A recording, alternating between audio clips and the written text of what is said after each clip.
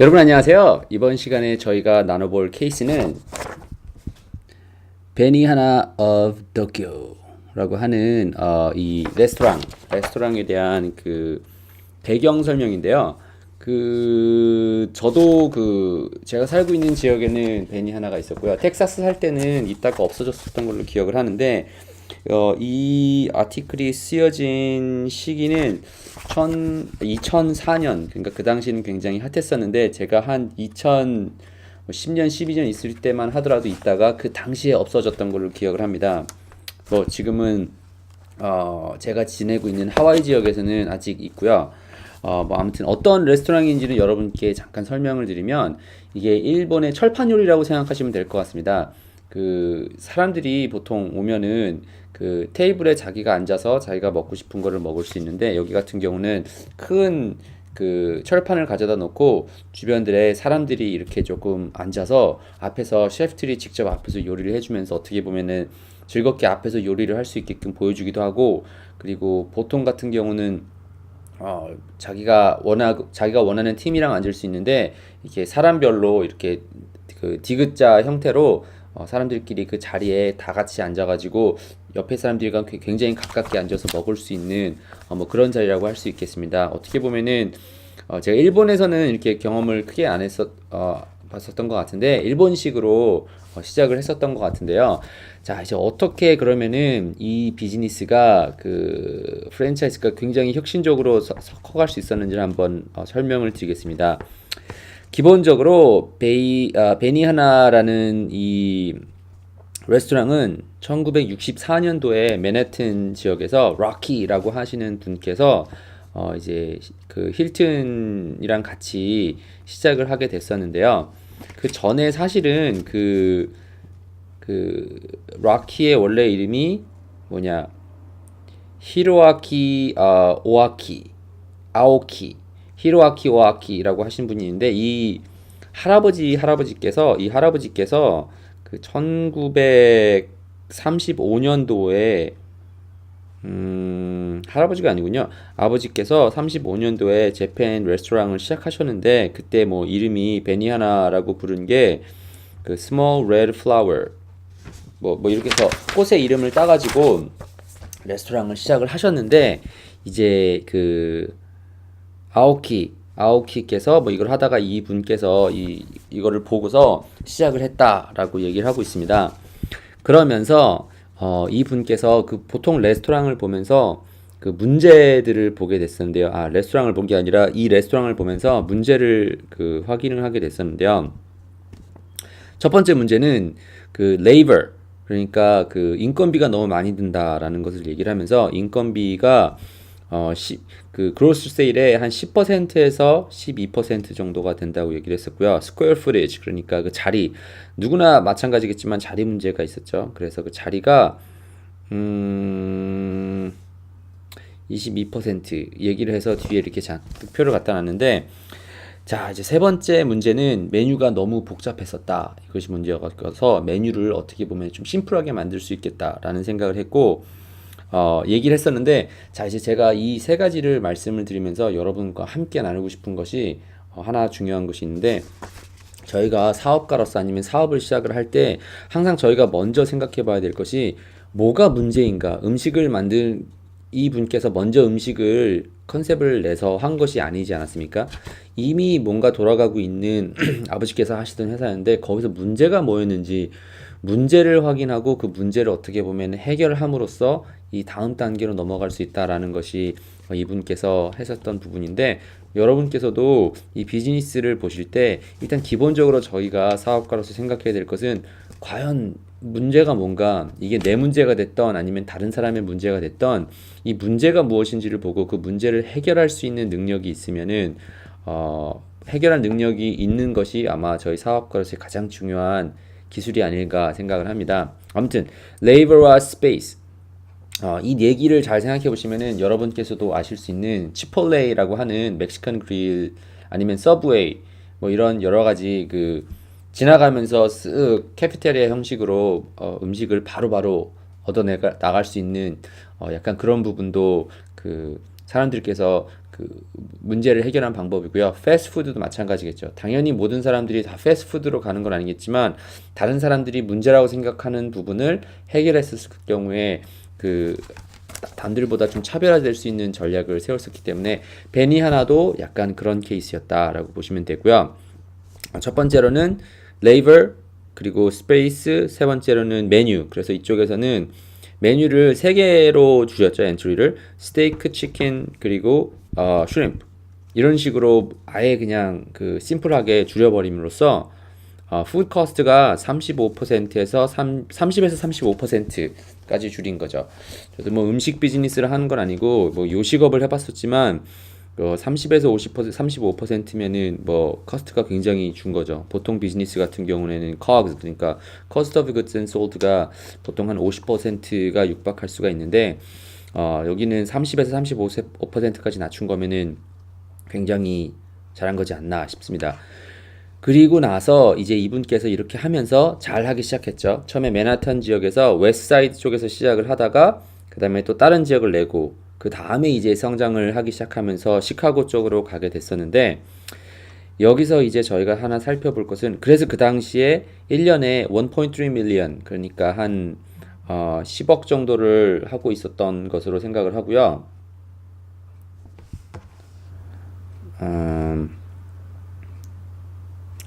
그리고 나서 이분께서 얘기를 했었던 것이 그 food and beverage split 그리고 음식을 파는 것이 한 70% 그리고 뭐지?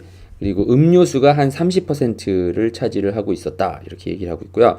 그 다음에 이제 프랜차이즈의 단계로 넘어가기 시작을 했는데 처음에 이걸 하다가 이제 문제가 생겼던 게 뭐냐면은 인베스터들은 보통 사일런트 인베스터라고 하죠. 그냥 돈만 내고 그 뭐 가는 경우가 돈만 내고 조용히 하고 있는 경우가 있는데 보통 그것이 액티브 인베스터라고 한다 할지라도 재패니 그 레스토랑 익스피리언스가 없었던 것이 문제였고요. 두 번째로는 그 보통 일본 네이티브 재패니스 스텝을 썼는데 일본 말을 하시는 그 일본 분들을 썼었는데 그분들이랑 같이 커뮤니케이트 하는 게 힘들었고 세 번째로는 컨트롤 이거는 뭐 프랜차이즈 있으면서 퀄리티 컨트롤은 늘 문제가 되긴 하는데 그게 세 가지가 문제였었다 이 얘기를 했었죠.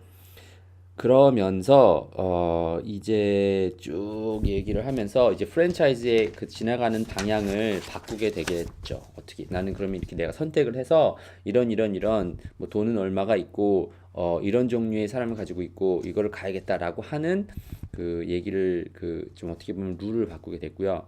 그리고 나서 이분께서 이 레스토랑을 선택하실 때 가장 중요했었던 부분이 로케이션이라고 말씀을 했는데 뭐 당연하다라고 생각할 수 있는데 제가 로케이션에 관련된 하나의 좀 설명을 드리면 저도 처음에 이렇게 그 리테일 비즈니스를 그러니까 가게가 있는 그 온라인이 아니라 가게 온라인을 쭉 비즈니스를 하다가 가게가 있고 피지컬 로케이션이 있는 비즈니스를 처음에 시작을 했었을 때 로케이션이 중요하다고 생각을 하지 않았습니다. 왜냐하면은 그렇게 배운 적도 있고 그런데 제가 어떻게 로케이션이 중요한지를 배웠냐면은 제가 이제 좋은 자리에 들어가서 로케이션을 하면서 그 랜드로드 그러니까 제 그 땅 주인 그러니까 아무튼 그 저도 리스를 해서 들어가니까 그 저에게 제가 렌트를 누구한테 주지 않습니까? 그래서 얘기를 하게 시작했습니다. 근데 굉장히 좋은 자리에 있다가 보니까 그분께서 대부분의 그 랜드로드 좋은 자리에 있는 분들은 이게 굉장히 큰 회사, 그러니까 여러 개의 커머셜 리얼리티를 갖고 있기 때문에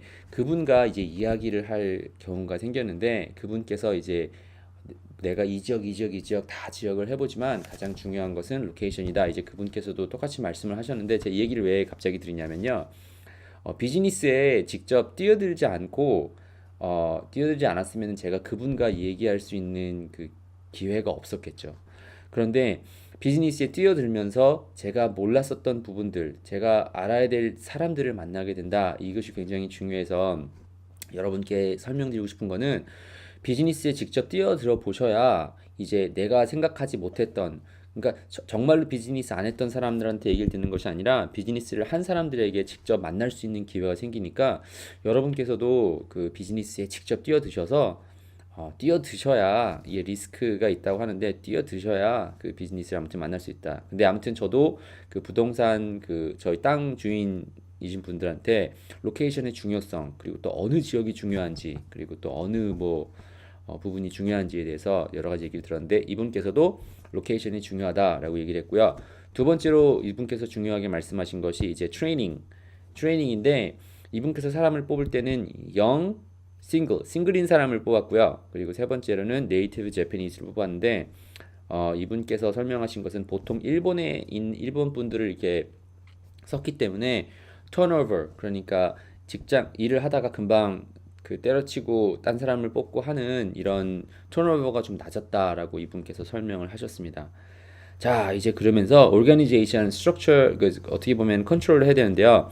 이게 쓰여진 게 2000년도 초반이니까 이게 조금 가격이 많다 적다 설명할 수가 없는데, 그 매니저를 세 가지로 조정을 했었죠. 첫 번째, 그냥 매니저는 샐러리가 1년에 15,000불. 제 생각이 굉장히 적다라고 생각을 하는데, 그 당시에 적었다라고 생각을 할 수 있을 것 같고요. 어시스턴트 매니저는 12,000불. 그리고 2 or 3 frontman. 프런트에서 일하는 사람이 1년에 9,000불. 이거 뭐 굉장히 적지 않을까요? 왜냐면은 12로 나누면은 이게 뭐 한 달에 그 매니저만 하더라도 한 달에 1,000불 받는 거니까 굉장히 적은데, 그 당시에는 많은 돈이었나요? 아니죠. 그 당시에도 적은 돈이었죠. 근데 이분께서는 어떻게 이거를 설명을 했냐면은, 각 매니저나 인디비주얼에게 쿼라를 주는 거예요. 그러니까 당신께서 뭐 몇 달 안에 weekly, daily, weekly, monthly, yearly로 그 이 사람들에게 해야 될 양을, 그 세일즈 양을 전달해 준 거죠. 그래서 거기에 맞게끔 그 보너스 플랜을 주었는데, 그 인센티브로 모티베이션을 줬다, 이렇게 제가 좀 설명을 드릴 수 있을 것 같고요.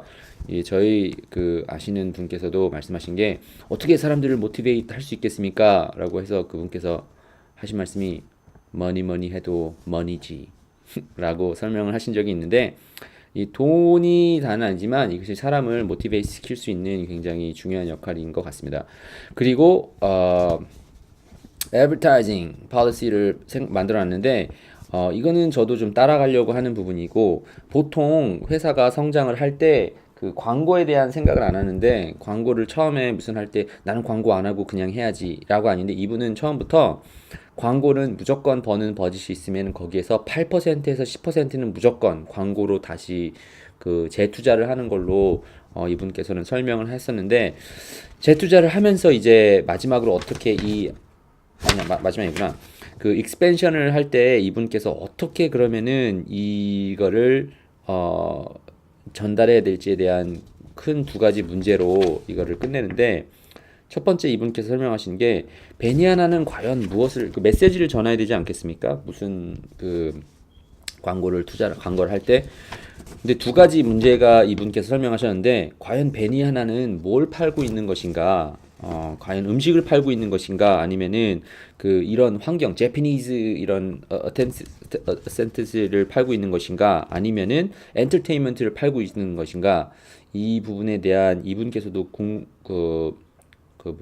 걱정을 하고 계셨고요.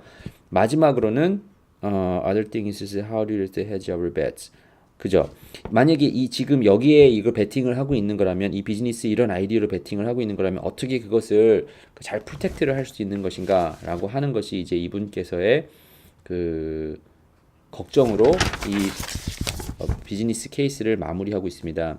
왜냐하면은 이분께서 이거를 이제 비즈니스 익스펜션 하지 않습니까? 이제 어떤 종류의 사람들을 어떤 사람에게 갖춰야겠다라고 생각을 하고 있는데, 나가려고 했었던 세 가지의 그 지역이 미국, overseas, 재팬으로 다시 한번 들어가겠다라고 하는 것이 이분의 문제였었고, 이분께서 지금 생각하고 계셨던 그 마켓은 middle income, 그러니까 약간 젊은 세대가 아니라 약간 middle income이 되는, 조금 약간 가격이, 저도 가봤었을 때 가격이 그렇게 싼 가격이 아니라 약간 스테이크 먹는 가격이었기 때문에 middle income이었는데, 조금 낮은 쪽으로 가야겠다라는 여기서 표현을 하고 있습니다. 아마 그래서 여기 얘기를 들어보면은 젊은 층을 조금 약간 상대하겠다라는 그것 때문에 뭐 비즈니스가 지금 문을 많이 닫았는지는 모르겠지만, 이분께서 그걸 설명하셨고요. 마지막으로 이분께서 여러분께도 함께 나누고 싶은 것이, 이분이 뭐라고 말씀하셨냐면요. The restaurant business is not my only business. I went into producing. I had two unsuccessful Broadway shows. 그러니까 이분께서 뉴욕에서 시작하시지 않으셨습니까? 근데 처음부터 이 레스토랑의 비즈니스 아이디어가 탁 생각이 나서 뛰어들었던 것이 아니라 그 브로드웨이 쇼를 하려고 했었는데 두 개가 실패를 했죠. 이 얘기를 제가 왜 여러분께 또 한번 설명을 드리고 싶냐면은 아까 여러분께 설명드렸던 것처럼 비즈니스에서 성공하신 분들을 보면은 다 실패를 경험하고 그 경험을 통해서 뭔가를 배웠더라고요. 그런데 그 실패하는 것이 두려워서 비즈니스에 뛰어들지 못한다면은 결국 성공을 맛볼 수 없다라는 것을 이분께서도 한번 증거하시는 것 같고요. 여러분께서 아무튼 이 베니하나라고 하는 이 레스토랑을 통해서 과연 어떻게 여러분께서도 그 레스토랑 비즈니스를 하고 계시면은 어떻게 이런 것들이 조언이 될 수 있는지 한번 생각해 보시면 좋을 것 같고요. 뭐 제가 생각하기에는 남들이 또 저희가 생각해 볼 수 있는 거는 이 미국에서 남들이 아직 경험해 보지 못한 이런 일본 사람의 문화로서 일본 그 가정에서 자란 이런 사람이 일본 문화를 어떻게 보면 미국에 가져와서 그 세 번째 가게를 열었을 때 벌써 1.3 밀리언을 하고 있었으면은 사람들이 아직 이해하지 못한 이 문화의 다른 점을 시킬 수 있는데 중요한 역할이 아닌가 이런 생각을 합니다. 여러분께서도 저도 아직 저희가 발견하지 못한 아직 남들이 시작하지 못한 이 어떤 우리 한국 사람으로서의 이런 문화를 그 세계에 미국뿐만 아니라 세계에다가 널리 퍼뜨릴 수 있는 널리 알릴 수 있는 그런 가치를 전달할 수 있는 저희가 되기를 정말 바라고요. 아무튼 이번 그 아티클은 베니하나 도쿄라고 해서 이거는 그렇게 읽기 어렵게 쓰여지지가 않았기 때문에 여러분께서도 한번 읽어보시면 좋을 것 같고요. 제가 거의 다 커버한 것 같으니까 여러분께서도 이해하시면 좋을 것 같고 참 여기가 이제 그 오퍼레이션 수업 중에서 배웠었던 것인데 이 오퍼레이션스 이걸 왜 배웠냐라고 하면은 이 보통 기본적으로 사람들이 레스토랑을 가면은 기다리는 시간이 있고 그 사람들이 뭐 어디 가서 기다려서 보통 먹는 시간이 있는데 보통 이분께서 말씀해 놓으신 것이 보통 사람들이 들어와서 먹고 나가는데 45분이 걸렸는데 그 같은 한 자리에 놓고 같이 얘기를 해서 나가면은 그 시간이 줄어들고 스페이스가 줄어들고 그 레이버가 줄일 수 있는 그런 혁신적인 오퍼레이션에 어떻게 보면은 오퍼레이션에 그 변화를 준 케이스다라고 해서 이분께서 그 교수님께서 선택하셨던 그 케이스니까 여러분께서도 여러분의 비즈니스에 과연 오퍼레이션을 어떻게 효과적으로 설명할 수 있겠는가 그리고 그걸 통해서 어떻게 차별화를 주고 오퍼레이션 에피션시를 높일 수 있는지를 한번 생각해 보시면 좋을 것 같습니다. 아무튼 이번 영상은 여기서 마치고 또 다른 영상에서 뵙도록 하겠습니다.